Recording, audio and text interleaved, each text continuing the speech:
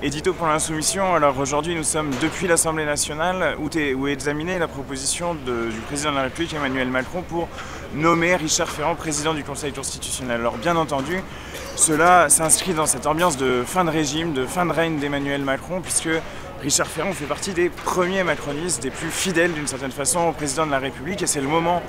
où le président de la République est le plus affaibli, où il a perdu des élections successivement, où il a refusé de reconnaître les résultats du scrutin de juillet dernier. C'est ce moment que choisit Emmanuel Macron pour proposer la nomination d'un de ses plus proches au Conseil constitutionnel, à la présidence de ce Conseil, ce qui est un poste absolument clé dans les institutions de la Ve République. Alors le Rassemblement national, aujourd'hui, s'est abstenu sur la nomination de Richard Ferrand, montrant une nouvelle fois qu'il est rien d'autre qu'une opposition en carton, toujours prêt à servir, toujours prêt, d'une certaine façon, à se toucher devant le pouvoir actuel. Et il y a donc un problème aujourd'hui démocratique posé par la nomination de Richard Ferrand,